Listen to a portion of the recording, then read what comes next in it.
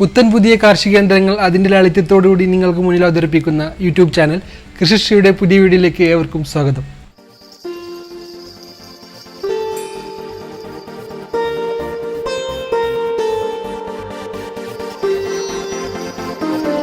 ആധുനിക കൃഷി രീതിയിൽ ഒഴിച്ചുകൂടാനാവാത്തതാണ് കീടകളനാശിനികൾ.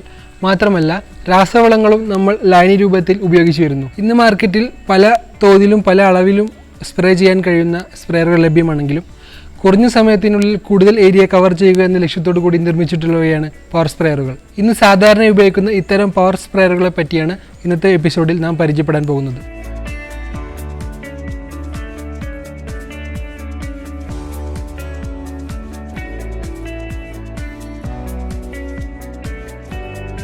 ഈ എപ്പിസോഡിലേക്ക് ഏവർക്കും സ്വാഗതം. നമ്മൾ ഇന്ന് പരിചയപ്പെടാൻ പോകുന്നത് ഒരു പോർട്ടബിൾ ടൈപ്പ് പവർ സ്പ്രേയറിനെ കുറിച്ചാണ്.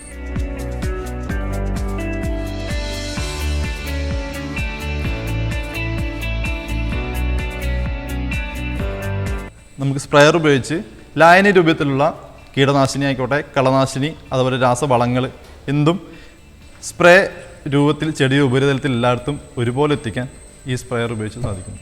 ഒരു കൈ ഉപയോഗിച്ച് വരയ്ക്കുന്ന സ്പ്രേയർ മുതൽ വലിയ ട്രാക്ടറിൽ അറ്റാച്ച് ചെയ്ത് ഉപയോഗിക്കുന്ന സ്പ്രേയർ വരെ ഇന്ന് വിപണിയിൽ ലഭ്യമാണ്. അതുപോലെ തന്നെയാണ് അതിൻ്റെ വിലയും. 50 രൂപ മുതൽ ലക്ഷങ്ങൾ വിലയുള്ള സ്പ്രേയറുകൾ ഇന്ന് വിപണിയിൽ ലഭിക്കുന്നുണ്ട്.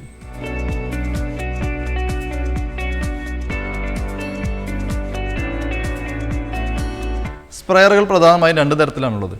മനുഷ്യൻ്റെ കൈ ഉപയോഗിച്ച് വർക്ക് ചെയ്യുന്ന സ്പ്രേയറുകളും അതുപോലെ ബാറ്ററിയുടെയോ അല്ലെങ്കിൽ എഞ്ചിൻ്റെയോ പവർ ഉപയോഗിച്ച് വർക്ക് ചെയ്യുന്ന സ്പ്രേയറുകൾ. ഇന്ന് ഞാൻ നിങ്ങളിവിടെ പരിചയപ്പെടുത്താൻ പോകുന്നത് ഒരു പോർട്ടബിൾ ടൈപ്പ് പവർ സ്പ്രേയറാണ്.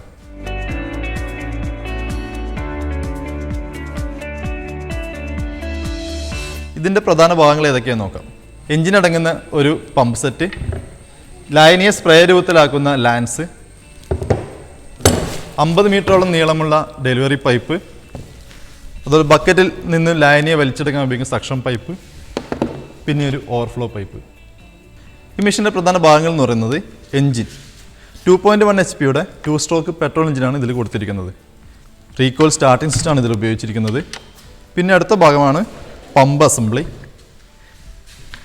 ഈ പമ്പ് അസംബ്ലിയുടെ പ്രധാന ഭാഗം എന്ന് പറയുമ്പോൾ ഇത് പ്രഷർ ചേമ്പർ, ഒരു പ്രഷർ കൺട്രോൾ വാൾവ്, പിന്നെ സക്ഷൻ ഹോസ് കണക്ട് ചെയ്യുന്ന ഭാഗം, ഡെലിവറി ഹോസ് കണക്ട് ചെയ്യുന്ന ഭാഗം, പിന്നെ ഓവർഫ്ലോ കണക്ട് ചെയ്യാനുള്ള മറ്റൊരു ഭാഗം. കൂടാതെ പമ്പ് അസംബ്ലിയിലെ പിസ്റ്റനെയും ഗിയർ ബോക്സിനെയും ലൂബ്രിക്കേറ്റ് ചെയ്യാൻ വേണ്ടിയിട്ട് ഗ്രീസും ഓയിലും ഉപയോഗിക്കുന്നു. അതുമാത്രമല്ല പിന്നെ എഞ്ചിൻ്റെ സ്പീഡ് കൂട്ടി കുറയ്ക്കുന്നതിന് വേണ്ടിയിട്ട് ഒരു ആക്സിലേറ്റർ ഇതിൽ കൊടുത്തിരിക്കും. പിന്നെ വർക്ക് ചെയ്തുകൊണ്ടിരിക്കുന്ന സമയത്ത് ഓഫ് ചെയ്യാനായിട്ട് ഒരു ഓഫ് സ്വിച്ച്. ഈ മെഷീനിൽ ഉപയോഗിച്ചിരിക്കുന്നത് 2 സ്ട്രോക്ക് എഞ്ചിനായത് കാരണം പെട്രോളിൻ്റെ കൂടെ 40 ml 2T ഓയിൽ മിക്സ് ചെയ്താണ് ഫ്യൂൽ ടാങ്കിലേക്ക് ഒഴിക്കുന്നത്. ഈ കാണുന്നതാണ് ഇതിൻ്റെ ഫ്യൂൽ ടാങ്ക്. ഈ മെഷീൻ്റെ ഉപയോഗശേഷം കൃത്യമായി ക്ലീൻ ചെയ്തില്ലെങ്കിൽ പമ്പ് അസംബ്ലിയിലെയും ലാൻസിലെയും റബ്ബർ പാർട്സുകൾ കെമിക്കൽ റിയാക്ഷൻ കാരണം കേടുവരികയും പിന്നെ അത് ഉപയോഗിക്കാൻ പറ്റാതെയും വരുന്നു. ഇതാണ് സാധാരണ ഈ മെഷീൻ വരുന്ന കംപ്ലൈൻറ്റ്. ഈ മെഷീൻ ഉപയോഗിക്കുന്നതിന് മുമ്പ് ഡെയിലി ചെക്ക് ചെയ്യേണ്ട കാര്യങ്ങൾ. ആദ്യമായി ഗ്രീസ് കപ്പ് അഴിച്ച് ഗ്രീസ് ഫില്ല് ചെയ്ത് അടച്ചു വെക്കുക. അതിനുശേഷം ഓയിൽ ലെവൽ ചെക്ക് ചെയ്യുക. ഈ ഓയിൽ ഓരോ 50 മണിക്കൂർ കൂടുമ്പോഴും നമ്മൾ ചേഞ്ച് ചെയ്യാവുന്നതാണ്. അത് ഓരോ കമ്പനിക്കും വ്യത്യസ്ത തരത്തിലാണ് അതിൻ്റെ സമയം കൊടുത്തിരിക്കുന്നത്.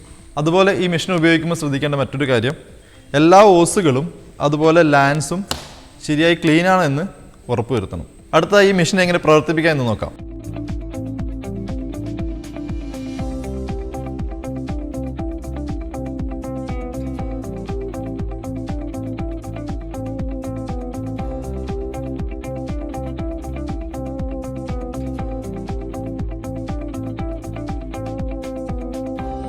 ആദ്യം നമുക്കിതിൻ്റെ ഓസുകൾ കണക്ട് ചെയ്യാം.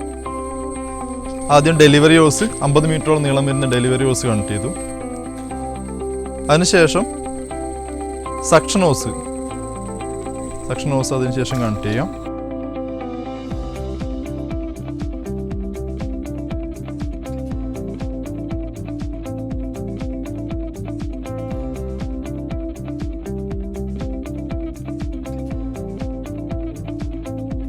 സക്ഷൻ ഹോസ് കണക്ട് ചെയ്ത ശേഷം അടുത്ത് നമുക്ക് പിന്നെ കണക്ട് ചെയ്യാനുള്ളത് ഓവർഫ്ലോൻ്റെ ഹോൾസാണ്.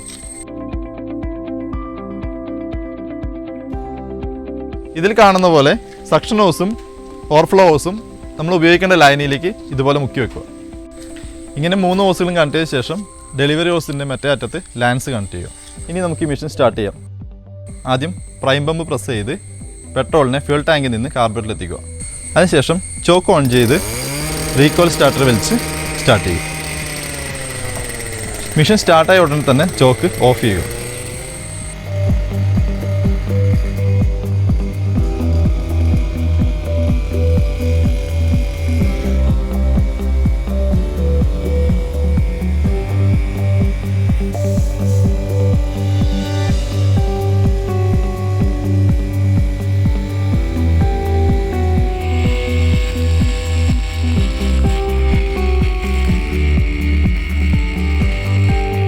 ഈ മെഷീൻ്റെ ഉപയോഗശേഷം ഈ മെഷീനിലുള്ള ഫുള്ള് വെള്ളം പൂർണ്ണമായും ഒഴിവാക്കണം.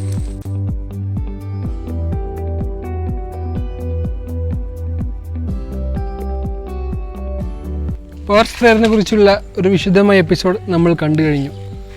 പവർ സ്പ്രെയറുകൾ ഉപയോഗിക്കുക വഴി കർഷകന് സമയലാഭവും മറ്റ് സാമ്പത്തിക ലാഭവും നേടിയെടുക്കാൻ കഴിയുന്നു എന്ന് തന്നെയാണ് പവർ സ്പ്രെയറിൻ്റെ ഏറ്റവും വലിയ പ്രത്യേകതയും. ഈ എപ്പിസോഡ് നിങ്ങൾക്ക് ഉപകാരപ്രദമായി എന്ന് വിശ്വസിച്ചുകൊണ്ട് അടുത്ത എപ്പിസോഡിൽ വീണ്ടും കാണുന്നത് വരെ നന്ദി, നമസ്കാരം.